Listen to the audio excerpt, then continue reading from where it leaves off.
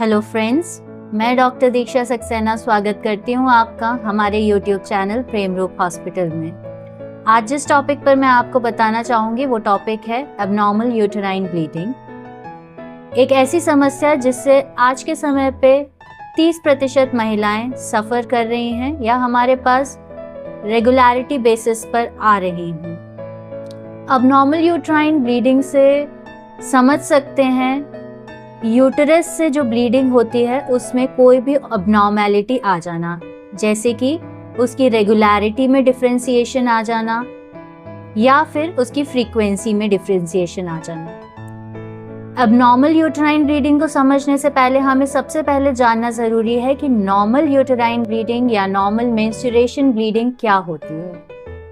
एक महिला जब प्यूबर्टी अटेन कर लेती है तो उसके हर महीने पीरियड्स आते हैं। उसे हम नॉर्मल यूटेराइन ब्लीडिंग में कैसे कंसिडर करते हैं कि हर एक साइकिल जो होती है उसकी 28 डेज की होती है, जिसे कि ऑन एन एवरेज हम ले सकते हैं फ्रॉम 20 डेज टू 35 डेज। इसके साथ ही जो नॉर्मल रेगुलरिटी रहती है साइकिल की वो रहती है 4 to 5 डेज साइकिल लेंथ, जो कि वेरी कर सकती है फ्रॉम 2 to 7 डेज। इसके साथ ही जो मेंस्ट्रुअल ब्लड फ्लो रहता है वो 35 ml रहता है। इसे हम ड्यूरेशन वाइज देखें तो 20 to 80 मिलीलीटर ब्लड लॉस हर महीने हो सकता है। ये तो रहा नॉर्मल यूटेराइन ब्लीडिंग। अब या तो इससे कम या इससे ज़्यादा या साइकिल लेंथ में डिफरेंशिएशन आता है एबनॉर्मल यूटेराइन ब्लीडिंग में।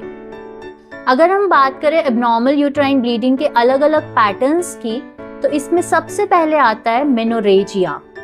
मेनोरेजिया टर्म से आप समझ सकते हैं, इसका मतलब होता है ब्लीडिंग साइकिल जो है आपकी वो नॉर्मल है, लेकिन जो आपका ब्लड फ्लो है वो एक्सेसिव ब्लड फ्लो है और हेवी ब्लीडिंग होती है इस टाइम पे आपको। इसे हम कहते हैं मेनोरेजिया।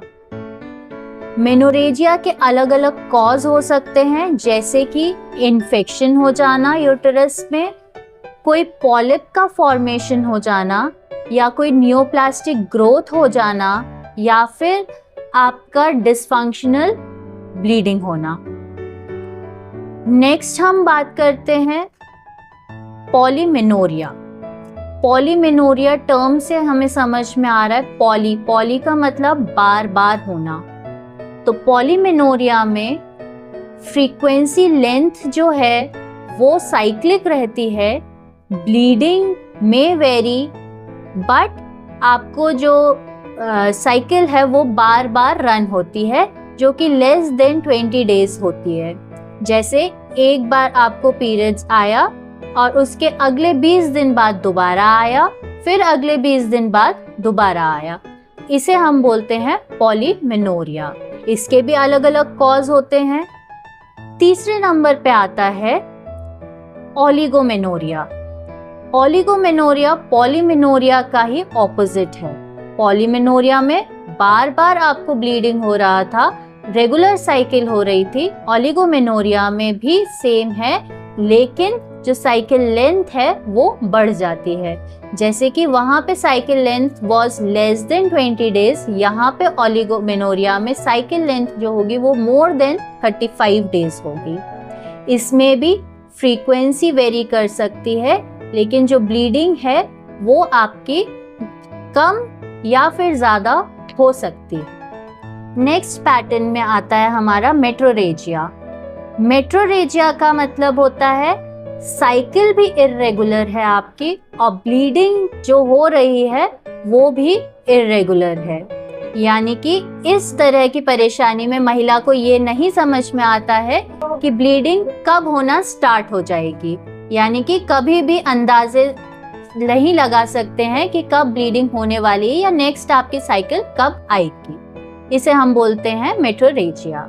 और लास्ट ब्लीडिंग पैटर्न में आता है हमारा हाइपोमेनोरिया। हाइपोमेनोरिया टर्म से आप समझ सकते हैं, hypo means less than normal bleeding, means इसमें स्कैंटी ब्लीडिंग होती है, जो कि रेगुलर साइकिल में भी हो सकती है या इर्रेगुलर साइकिल पैटर्न में भी हो सकती है।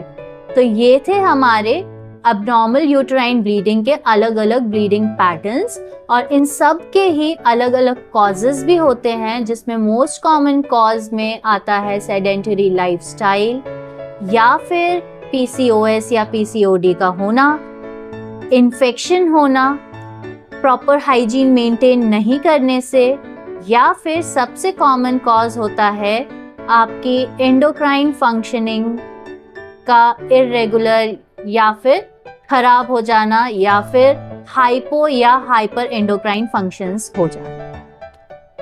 नेक्स्ट, इस सारी समस्याओं को हम किस तरीके से मैनेज कर सकते हैं या किस तरीके से ठीक कर सकते हैं, उसको हम समझेंगे हमारी नेक्स्ट वीडियो में।